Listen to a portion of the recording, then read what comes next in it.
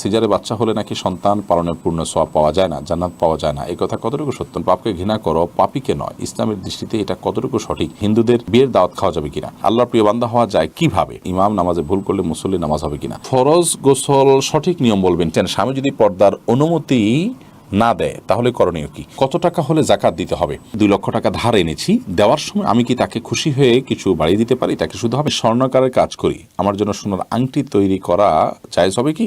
বিশেষ সুবিধার জন্য লোন নেওয়া যাবে কি? আমরা জানি উটের মাংস খেলে অজু করতে হয়, কিন্তু কেন বিড়াল কেনা বেচা করা কি হারাম? নিজের ছোট বাচ্চাদের মারধর করলে কি গুনাহ হবে? আর দেরি না করে চলুন আপনাদের জিজ্ঞাসার জবাবের আলোকিত ভুবনে আমরা প্রবেশ করি। আর আফসান আহমেদ শুভ আপনি লিখেছেন, পাপকে ঘৃণা করো, পাপীকে নয়। ইসলামের দৃষ্টিতে এটা কতটুকু সঠিক? না, এটা কোনো ইসলামের কথা নয়। পাপী সে পাপ করে, সেজন্য তার প্রতি ঘৃণা থাকতে হবে। এআইডি থেকে আপনি লিখেছেন, হিন্দুদের বিয়ের দাওয়াত খাওয়া যাবে কিনা? বিয়েতে সাধারণত পুজো হয়, সেজন্য ওই পুজোর অনুষ্ঠানে যাবেন না। বাকি বিয়েকে কেন্দ্র করে কোনো খাবার অনুষ্ঠান হচ্ছে নিছক, সেখানে আপনি হালাল খাবার পরিবেশন করলে খেতে পারেন। আব্দুল্লাহ জোবাইর আপনি লিখেছেন, আল্লাহর প্রিয় বান্দা হওয়া যায় কিভাবে? আল্লাহর প্রিয় বান্দা হওয়ার জন্য আল্লাহর সমস্ত আদেশ নিষেধগুলো মানতে হবে। আল্লাহ রাব্বুল আলামিনের প্রিয় কাজগুলো বেশি বেশি করে করতে হবে। মোহাম্মদ আনিক হোসেন লিখেছেন, ইমাম নামাজে ভুল করলে মুসল্লি নামাজ হবে কিনা? ভুল যদি এরকম হয় যার ফলে নামাজ নষ্ট হয়ে যাবে, তাহলে মুসল্লির নামাজ নষ্ট হয়ে যাবে। ভুল যদি এমন হয় রিকভার করার মতো, তাহলে মুসল্লিও ইমাম সাহেবের সাথে সহু দিয়ে রিকভার করবেন। আর যদি ভুলটা ওই লেভেলের না হয়, যা সুন্নতের এদিক সেদিক হয়, তাহলে সেক্ষেত্রে নামাজ তো হয়ে যাবে, কোনো অসুবিধা নেই। এমডি আলামিন হোসেন লিখেছেন, ফরজ গোসল সঠিক নিয়ম বলবেন। ঠিক, ফরজ গোসলের সঠিক নিয়ম হলো শরীর বা কাপড়ের কোথাও নাপাক থাকলে সেই জায়গাটা আগে ধুয়ে ফেলতে হবে। এরপরে হাত ধোবেন কবজি পর্যন্ত 3 বার, এরপরে কুলি করবেন গড়গড়া করে, এরপরে নাকে পানি দিবেন ভালো করে, তারপরে মুখ ধোবেন, হাত ধোবেন, এরপরে পুরো শরীরে পানি ঢেলে গোসল করবেন। আসার সময় 2 পাও ধুয়ে বের হয়ে চলে আসবেন। এটাই ফরজ গোসলের সুন্নাহসম্মত পদ্ধতি। লামিয়া এডি থেকে লিখেছেন, স্বামী যদি পর্দার অনুমতি না দেয় তাহলে করণীয় কি? স্বামীর অনুমতির দরকার নেই। আল্লাহ তাআলা ফরজ করেছেন পর্দাকে, অতএব যেটা আল্লাহ তাআলা ফরজ করেছেন সেটা করতে গিয়ে স্বামীর অনুমতির কোনো প্রয়োজন নাই। এমনকি স্বামী যদি বাধাও দেন, সে বাধা উপেক্ষা করে আপনি বিনয়ের সাথে তাকে জানিয়ে দেওয়া যে আমার সৃষ্টিকর্তার নির্দেশ আমি মানতে বাধ্য, তোমাকে বা আপনাকে আমি ভালোবাসি, মানে এই না যে সৃষ্টিকর্তার নির্দেশ আমি লঙ্ঘন করব আপনার নির্দেশের কারণে। বিনয়ের সাথে তাকে নিজের অপারগতার কথা প্রকাশ করে আপনি ঠিকই পর্দা মানতে হবে। এরপরে এমডি হাদিস জামান আপনি লিখেছেন, কত টাকা হলে জাকাত দিতে হবে? জাকাত দিতে হবে 595 গ্রাম রূপা কেনার মতো টাকা থাকলে। 595 গ্রামের রূপার বাজার মূল্য কত দেখবেন, সেটা সম্ভবত 40-50 হাজার বা এর কম বেশি হবে। আমি এক্সাক্ট ফিগার বলছি না, জাস্ট আইডিয়া দিলাম। 1 লাখের নিচেই হয়ে যায় জাকাতের অর্থ যদি এই টাকা আপনার কাছে 1 বছর পড়ে থাকে, স্টে করে অবস্থান করে, তাহলে সেক্ষেত্রে 1 বছর পর আপনি এটা জাকাত দেবেন। আর যদি এর মধ্যে খরচ হয়ে যায় বা আপনি জমি কিনে ফেলেন বা এমন কোনো কাজে লাগায় ফেলেন যেটা জাকাতযোগ্য সম্পদ নয়, তাহলে সেক্ষেত্রে সেটা জাকাত আপনাকে দিতে হবে না।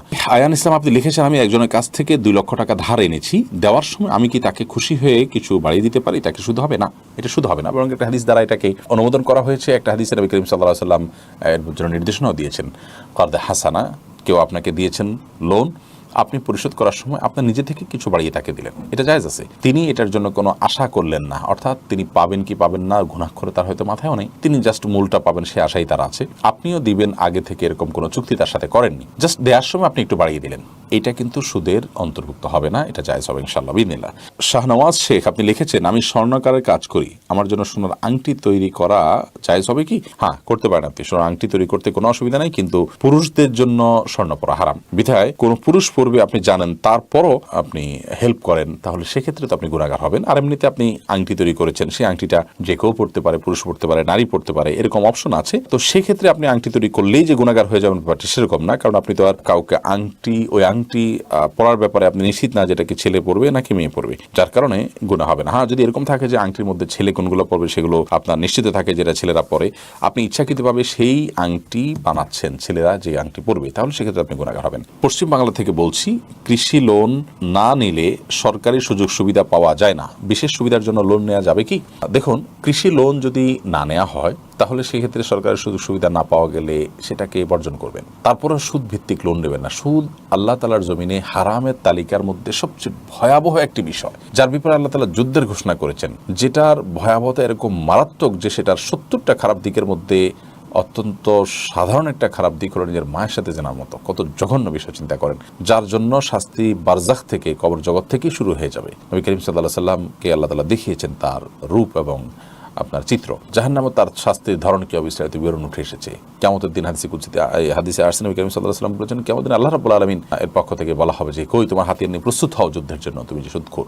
তো এই জন্য আপনি কৃষি লোন না নিলে যদি কিছু সুযোগ সুবিধা থেকে বঞ্চিত হন, তো সেই স্যাক্রিফাইসটা আল্লাহর জন্য করবেন। আপনার কিছু ক্ষতি হবে, তার বিনিময়ে আল্লাহর কাছে আপনি আজার পাবেন ইনশাআল্লাহ বিইذনিল্লাহ। মোহাম্মদ আলামিন রুবেল লিখেছেন, আমরা জানি উটের মাংস খেলে ওযু করতে হয়, কিন্তু কেন? কোনো কারণেই হাদিসে কোনো নির্দেশনা থাকলে সেই নির্দেশনার কেন আমরা জিজ্ঞেস করা, এটা আমাদের জন্য মানে কেন আমরা জানতে পারা, এটা আমাদের জন্য জরুরি বা আবশ্যক নয়। আল্লাহ রাব্বুল আলামিন কোনো নির্দেশ করলে, আল্লাহ রাসূল সাল্লাল্লাহু আলাইহি ওয়াসাল্লাম কোনো নির্দেশ করলে, আমি তো আল্লাহর গোলাম, আল্লাহর নির্দেশ নিষেধের সব রহস্য যদি আমি বুঝে যাই, তাহলে আর আমার সৃষ্টির সাথে স্রষ্টার কি পার্থক্য, দাসের সাথে মালিকের কি পার্থক্য, এটা হলো বড় কথা। এর বাইরে আপনার এটা নিয়ে ফুকাহার মধ্যে মত পার্থক্য আছে। অনেক ফকিহগণ বলেছেন এখানে ওযু করা বলতে ভালো করে হাতটা ধোয়ার কথা বলছেন, চর্বি টর্বি অনেক বেশি থাকে সেজন্য।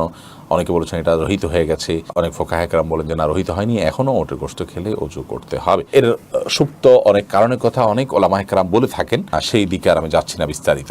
যেমন ওটের বাথানে শয়তান থাকে, বিশেষ করে ওটের রাখার যে জায়গা, গোয়াল ঘর যেরকম থাকে এরকম, সেখানে শয়তান জায়গা থাকে, সেখানে সালাত আদায় করার পরে হাদিসে নিষেধাজ্ঞা আসছে। তো ওটের গোশত খেলে ওট আমরা ব্যবহার করতে পারি, হালাল, নবী করিম সাল্লাল্লাহু আলাইহি ওয়াসাল্লাম ওটে চড়েছেন, চড়বেন, সবই ঠিক আছে। কিন্তু শয়তান ওই জায়গায় আশ্রয় নেয়, সেই জন্য তার একটা প্রভাব মানুষের মধ্যে পড়তে পারে, সেই জন্য এটা গোশত খাওয়ার পর ওযু করার কথা বলা হয়েছে। এরকম ব্যাখ্যা অনেকে করেন, আর অনেক রকমের ব্যাখ্যা আছে। এই ব্যাখ্যাগুলো নেহায়েতি ওলামা একরামের নিজস্ব ব্যাখ্যা, হাদিসে এর কোনো কারণ উল্লেখ করা হয়নি, আল্লাহ তাআলা ভালো জানেন। কিন্তু এর মাঝে কল্যাণ আছে, আর এটা নামার মাঝে অকল্যাণ আছে, সেটা একেবারে পরিষ্কার। যদিও আগেই বলেছি যে এটা নিয়ে মতপার্থক্য আছে, যে হাদিসের উপরে এখন আমল করে ওটের গোশত খেলে ওযু করতে হবে কিনা, ওযু ভঙ্গ হবে কিনা, সে বিষয় নিয়ে পপি ইসলাম আপনি লিখেছেন, সিজারে বাচ্চা হলে নাকি সন্তান পালনের পূর্ণ সওয়াব পাওয়া যায় না, জান্নাত পাওয়া যায় না, এই কথা কতটুকু সত্য? না, এরকম কোনো কথা হাদিসে বলা হয় না যে সিজার হলে হবে না, অন্যটা হলে হবে, এরকম কোনো পার্থক্য হাদিসে করেনি। আমরা কিভাবে সেটা করব?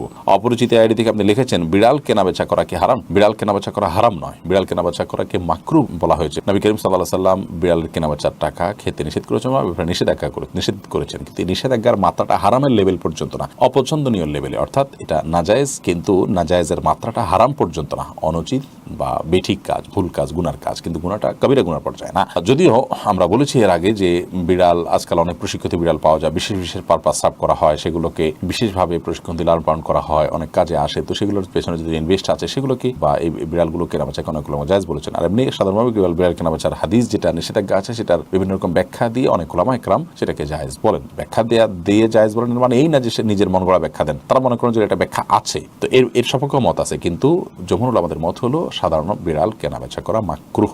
মিম আইডি থেকে আপনি লিখেছেন, নিজের ছোট বাচ্চাদের মারধর করলে কি গুনাহ হবে?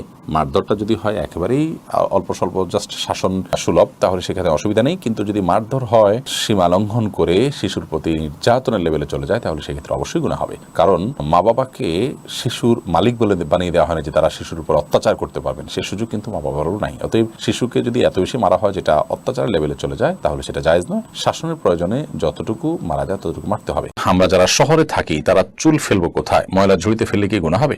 গোসলের পর নামাজ পড়ার জন্য কি আবার ওযু করতে হবে? মনোযোগ তৈরির জন্য কি চোখ বন্ধ করে সালাত পড়া যাবে? মেয়েদের পিরিয়ডের সময় কি হাতে গ্লাভস পরে কোরআন তেলাওয়াত করা যাবে?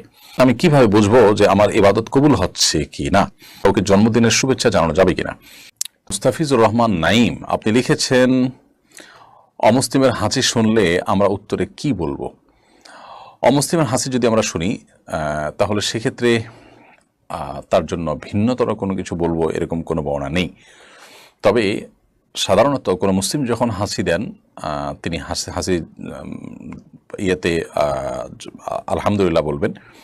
হাসি যিনি দিবেন তিনি আলহামদুলিল্লাহ বলার পর আমরা জবাবে ইয়ারহামুকাল্লাহ বলবো যখন যারা শুনবো তারা। এটা নবী করিম সাল্লাল্লাহু আলাইহি ওয়াসাল্লাম মুসলিমের অধিকার হিসেবে উল্লেখ করেছেন। হক্কুল মুসলিমি আলাল মুসলিমি সিত, এক হাদিস রয়েছে যে এক মুসলমান অন্য মুসলমানের প্রতি 6টি অধিকার রয়েছে। তো সেই অধিকারগুলোর মধ্যে থেকে একটি হলো এটি যে আলহামদুলিল্লাহ বললে আমরা বলবো ইয়ারহামুকাল্লাহ, আল্লাহ তোমার প্রতি রহম করুক। কোন অমুসলিম হাসি দিলে তিনি তো আসলে আলহামদুলিল্লাহ বলবেন না। যেহেতু তিনি আলহামদুলিল্লাহ বলবেন না, অতএব তাকে ইয়ারহামুকাল্লাহ বলার অপশনও থাকছে না, এবং তাদের জন্য আলাদা কিছু বলার অপশনও নাই। অতএব আমরা নীরবতা অবলম্বন করবো বাহ্যিকভাবে, সেটিই বোঝা যায়। আর উত্তর দেওয়ার যে আবশ্যকতা রয়েছে হাসির জবাবে, সেটি আমরা অবশ্যই মুসলিমের আলহামদুলিল্লাহর জবাবে বলবো, কারণ মুসলিম তো আলহামদুলিল্লাহ বলবেই না, সে অপশনই নেই। তাছাড়া এটা মুসলমানের অধিকার হিসাবে হাদিসে উল্লেখ করা হয়েছে। শামিমা পারভিন আপনি লিখেছেন, আমার স্বামী সারাদিন কাজ করেন, বাড়িতে আসার পর পরিবারকে সময় না দিয়ে ফোন নিয়ে পড়ে থাকেন, এতে আমাদের দূরত্ব তৈরি হচ্ছে। পরিবারকে সময় না দেওয়ার কারণে সে কি গুনাহগার হবে? এটি আসলে আপেক্ষিক বিষয়। পরিবারকে সময় না দেওয়ার কারণে তিনি গুনাহগার হতে পারেন যদি সেটা চরম পর্যায়ে হয়। কোনোভাবেই পরিবারের দিকে খেয়াল করছেন না, তাদের মৌলিক প্রয়োজন পূরণের দিকেও মনোযোগ দিচ্ছেন না। এরকম যদি হয় তাহলে তিনি গুনাহগার হতে পারেন। আর যদি সেরকম না হয় তাহলে তিনি গুনাহগার না হলেও এটি তার তাকওয়ার জন্য ক্ষতিকর। এটি আল্লাহ সুবহানাহু ওয়া তাআলা যে বলেছেন ওয়াশিরুহুন্না বিল মারুফ, তোমরা তোমাদের স্ত্রীর সাথে বসবাস করবে, পরিবারের সাথে বসবাস করবে সুন্দরভাবে। এই সুন্দরভাবে উত্তম রূপে বসবাসের পরিপন্থী হওয়ার কারণে এটি অবশ্যই তার জন্য অনুচিত উত্তম কাজ এবং এটি তার তাকওয়ার জন্য ক্ষতিকর। পুরুষ হোক আর নারী, প্রত্যেকে পরিবারের এক সদস্যদের একে অন্যকে পর্যাপ্ত সময় দেওয়া উচিত সাধ্য অনুযায়ী। অহেতুক মোবাইলে সোশ্যাল মিডিয়াতে ডুবে থাকা এবং নানা রকমের আসক্তি, সেটা টেলিভিশন হোক মোবাইল হোক, এগুলো নিয়ে ডুবে থাকা, এটা কখনো প্রশংসনীয় কোনো কাজ নয়। এটা আমাদের স্বাস্থ্যের জন্য যেমন ক্ষতিকর, মানসিক স্বাস্থ্যের জন্য ক্ষতিকর, আমাদের পারিবারিক জীবনকে সুন্দর এবং সৌহার্দ্যপূর্ণ করার জন্য এটি বড় ধরনের প্রতিবন্ধকতা সৃষ্টি করে। সেজন্য একজন দায়িত্বশীল মুসলিম, তিনি নারী হোক আর পুরুষ হন, তিনি এই ধরনের আসক্তি থেকে বেঁচে থাকার জন্য আপ্রাণ চেষ্টা করবেন। আল্লাহ তাআলা আমাদেরকে তৌফিক দান করুন। এটি খুব ভয়াবহ রূপ পরিগ্রহ করেছে। বহু সংসারে অশান্তি, এমনকি ছাড়াছাড়ির পর্যায় পর্যন্ত চলে যায় শুধুমাত্র এই জাতীয় বিষয়ে স্বামী স্ত্রী পরস্পরের প্রতি দায়িত্বশীল না হওয়ার কারণে এবং সচেতন না হওয়ার কারণে। আমাদের উচিত নিজেদের ব্যাপারে নিজেদের কঠোর সিদ্ধান্তে আসা, যদি আমরা এই আসক্তি থেকে কোনোভাবে বের হয়ে আসতে না পারি। মনজুর আহমেদ চট্টগ্রাম থেকে সম্ভবত আপনি লিখেছেন, খারাপ স্বপ্ন দেখা থেকে বাঁচার উপায় কি? অনেক সময় মানুষ দুঃস্বপ্ন বা যে স্বপ্ন দেখে মানুষ ভড়কে যায়, ভয় পেয়ে যায়, এগুলো অনেক সময় শারীরিক দুর্বলতার কারণে হয়, মানসিক অবসাদগ্রস্ত থাকার কারণে হয়। অতএব সেটি যেন না হয় সেটি খেয়াল করা দরকার। অনেক সময় নির্ঘুম থাকার কারণে, অল্প ঘুমালে বা সামান্য ঘুমানোর সময় এই ধরনের পরিস্থিতি তৈরি হয়। এটার নানা গবেষণা আছে, আপনি একটু খুঁজে দেখতে পারেন। আর এর বাইরে অর্থবহ স্বপ্ন যেগুলো মনে হচ্ছে যে ইঙ্গিতমূলক এবং সেটি দেখে আমি ভড়কে যাচ্ছি, তাহলে এরকম স্বপ্ন যেন না দেখি তার জন্য আসলে বিশেষ কোনো উপায় আছে বলে আমার জানা নেই। তবে আপনি যেটি করতে পারেন, তাহলে এই ধরনের স্বপ্ন দেখার পর সুন্নাহ এর আলোকে বাম পাশে আপনার যে অবস্থায় থাকেন সে অবস্থা, আপনার হাতের বাম পাশে আপনি প্রতীকী থুথু ফেলবেন 3 বার, হালকা হালকা করে ঠোঁটের আগায় আপনি 3 বার থুথু করে আপনি প্রতীকী থুথু ফেলবেন। এর বাইরে আমানতু বিল্লাহি ওয়া রাসূলিহি পড়বেন এবং সম্ভব হলে সুযোগ থাকলে 2 রাকাত সালাত আদায় করবেন এবং সেই স্বপ্ন মানুষের কাছে বলে বেড়াবেন না। এগুলো হলো দুঃস্বপ্ন বা খারাপ স্বপ্ন দেখার পর করণীয়। মাহমুদা খাতুন লিখেছেন, সালাতে মনোযোগ তৈরির জন্য কি চোখ বন্ধ করে সালাত পড়া যাবে? মনোযোগ তৈরি করার জন্য চোখ বন্ধ করে সালাত পড়তে পারেন, তবে সাধারণ এবং স্বাভাবিক অবস্থা চোখ খোলা রাখাটাই হলো সুন্নাহ নবী সাল্লাল্লাহু আলাইহি ওয়াসাল্লামের, স্বাভাবিক রাখা। মনোযোগ আমার বেশি সৃষ্টি হয় চোখ বন্ধ করলে, না হলে মনোযোগ ধরে রাখা কঠিন হয়, তো মনোযোগ বৃদ্ধি করবার জন্য আমি চোখ বন্ধ করলাম, এটি জায়েজ আছে। এমনিতে সাধারণ অবস্থাতে স্বাভাবিকভাবে চোখ খোলা রাখাটাই হলো সুন্নাহ। আনিতা আখতার আপনি লিখেছেন, মেয়েদের পিরিয়ডের সময় কি হাতে গ্লাভস পরে কোরআন তেলাওয়াত করা যাবে? কোরআনে কারীমের তেলাওয়াত পিরিয়ড অবস্থা না করাটাই হলো জমহুর উলামায়ে কেরামের মত, অর্থাৎ করা যাবে না। পিরিয়ড অবস্থাতে মেয়েরা কোরআন তেলাওয়াত করবেন না, এটি হলো জমহুর বা সংখ্যাগরিষ্ঠ ইমামদের মত। কোন কোন ইমামগণ ইবনে তাইমিয়া রাহিমাহুল্লাহ সহ কেউ কেউ বলেছেন যে করতে পারবেন, কিন্তু সংখ্যাগরিষ্ঠের মত হলো করতে পারবেন না। এখানে আসলে গ্লাভস দিয়ে ধরছেন বা অন্য কিছু দিয়ে ধরছেন কি ধরছেন না, এটা ইস্যু নয়। ইস্যু হলো যে তেলাওয়াত করা না করা নিয়ে। ধরাটা চাইতে ধরতে তো পারবেনই না, কিন্তু তেলাওয়াত করবেন না। তাহলে সেক্ষেত্রে এই টাইমে আপনি কী করবেন? আপনি ইসলামিক অন্যান্য পুস্তক পড়বেন, কোরআনের বিভিন্ন ব্যাখ্যা গ্রন্থ আছে সেগুলো পড়তে পারেন, হাদিসের গ্রন্থ পড়তে পারেন, অন্যান্য আমল করতে পারেন, কিন্তু তেলাওয়াত করবেন না। এটি হলো সংখ্যাগরিষ্ঠ ইমামদের মত। এরপর প্রশ্ন করেছেন রিয়াদুল ইসলাম মারুফ, আপনি লিখেছেন, আমি কিভাবে বুঝবো যে আমার ইবাদত কবুল হচ্ছে কি না? দেখুন, আপনার ইবাদত কবুল হচ্ছে কি না এটাকে নিশ্চিতভাবে জানার কোনো উপায় বা সুযোগ নেই। আপনি শুধুমাত্র বিভিন্ন আলামত দেখে আন্দাজ করতে পারেন, ধারণা করতে পারেন, জাস্ট এটুকু। তো ইবাদত কবুলের একটি আলামত হলো সেই ইবাদত আগের চাইতে আরও ভালোভাবে, আরও নিয়মিতভাবে করতে পারা বা কন্টিনিউ করতে পারা। এটা ইবাদত কবুলের একটা লক্ষণ, অনেক উলামায়ে কেরাম, অনেক অভিজ্ঞ স্কলারগণ বলেছেন। তো সেখান থেকে আমরা ধারণা করতে পারি যে আমাকে আল্লাহ সুবহানাহু ওয়া তাআলা একবার ইবাদত তৌফিক দিয়েছেন, এক ইবাদত আবারও তৌফিক দিয়েছেন, সুন্দরভাবে করার তৌফিক দিয়েছেন, কায়মনো বাক্যে আমি করতে পারছি, তাহলে সম্ভবত আমার দোয়া ইবাদত আল্লাহ তাআলা কবুল করেছেন। তাছাড়া ইবাদত কবুলের যদি বাহ্যিক শর্তগুলো আমি পূরণ করে থাকি, হালাল উপার্জন থাকলো, শিরক মুক্ত থেকে আমি ইবাদত করছি, সুন্নাহ সম্মতভাবে ইবাদত করছি, তাহলে সেক্ষেত্রে সেই ইবাদত আল্লাহ সুবহানাহু ওয়া তাআলার কাছে কবুল হচ্ছে, সেই সুধারণাই আমাদের থাকবে ইনশাআল্লাহ। মিনহাজ রহমান আপনি লিখেছেন, গোসলের পর নামাজ পড়ার জন্য কি আবার ওযু করতে হবে? গোসলের পর নামাজ পড়ার জন্য আলাদা করে ওযু করার প্রয়োজন নেই, যদি গোসলটা আপনি সুন্নাহ সম্মতভাবে করে থাকেন। সুন্নাহ সম্মত গোসল কি? সুন্নাহ সম্মত গোসল হলো শরীরের কোনো জায়গায় নাপাক লেগে থাকলে, সেটা কাপড় হোক শরীর হোক, সেই জায়গাটাকে আগে আলতোভাবে ধুয়ে ফেলতে হবে। এরপর দুই হাতের কবজি ভালো করে ধুয়ে 3 বার, ঠিক অজুর মতো করে 3 বার কুলি, অজুর মতো নয়, অজুর নিয়ত করে একেবারে 3 বার কুলি, 3 বার নাকে পানি, মুখ ধোয়া, হাত ধোয়া এবং মাথা মাছরা করা। এরপরে পুরো শরীরে পানি ঢেলে আপনি গোসল শেষে 2 পায়ের গোড়ালি পর্যন্ত ধুয়ে আপনি চলে আসলেন। তাতে আপনার অজু দিয়ে গোসল শুরু হলো, গোসল শেষ, অজুর শেষ কাজটা পাও ধুয়ে আপনি বের হয়ে চলে আসলেন। এরপর আলাদা করে আপনার অজু করার কোনো প্রয়োজন নেই। অনেকে